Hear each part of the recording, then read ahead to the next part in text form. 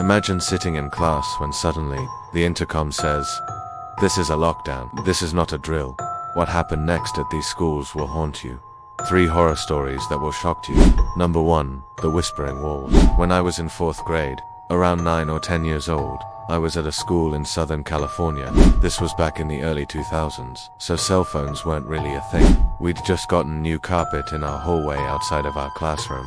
It was really plush and really pretty. One day we were having a normal day at school. Then over the intercom we heard a code red lockdown announced. We were to close and lock the doors, turn off the lights and hide under our desks. My teacher turned off the lights and we all did as we were told. I remember my desk was right next to the window and the blinds were closed. But through the gaps in the blinds, I could see the hallway. Every time the door to our classroom would open, which it did multiple times during this lockdown, the carpet would shake. And every time the door opened, we'd hear these whispers in the hallway. They sounded like they were coming from underneath the carpet. At first it was just 1 or 2 voices. Then more and more voices started whispering, "Run, run, run." When my teacher went to go check on what was happening in the hallway, the whispering would stop. After about 10 minutes, the all clear was given and we were able to leave our hiding spots. As we filed out of the classroom, my friend and I started to make up stories in our heads about what could have been happening in the hallway. Of course, we were never told what happened, but we still wonder to this day if there really are some evil spirits stuck in that classroom and trapped in the whispering walls. Number 2, not so happy teacher. This story comes from a former student. When I was in kindergarten, which was around 1980, I went to an elementary school. One day we were having show and tell. A girl brought in a kitten for show and tell. The kitten must have gotten loose because it ran across the room and jumped up on the teacher's desk. The teacher was a sweet lady, but she was very allergic to cats. She started to panic and scream for someone to get the cat down off of her desk.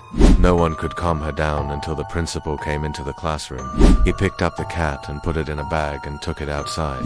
The next day, the principal came into the classroom and asked if anyone knew whose cat it was that had created a ruckus the day before. When no one spoke up, he said, "Well then it's a stray and no one is going to adopt him." So I took him to the animal hospital to be put down.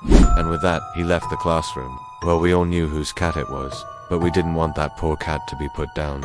So we all wrote notes begging the principal not to hurt the kitty. We took the notes to his office, but of course, he didn't listen. That night, all of the students in the school had bad dreams about their teacher, Ms. Happy, who was actually named Ms. Sad. The next day at school, Ms. Happy was gone and replaced by a new teacher. And to this day, we don't know what happened to her, but something tells me she wasn't so happy after that.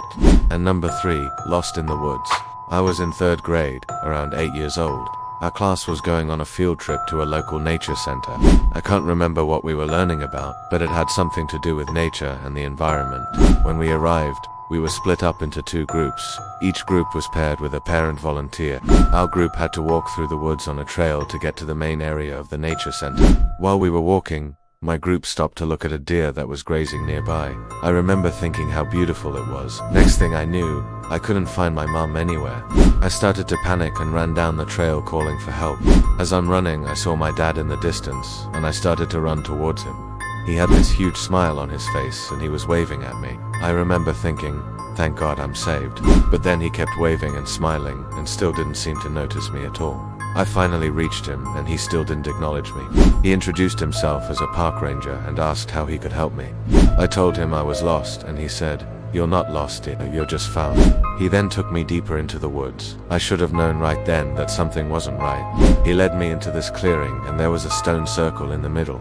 And standing in the center of the circle was a woman who introduced herself as the protector of the woods.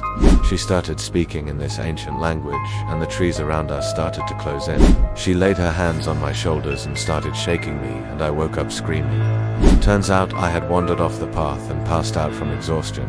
The last thing I remember is my real mum kneeling next to me, asking if I was okay. To this day, I have no idea where my dad went or why that woman didn't finish the ritual. Thanks so much for watching.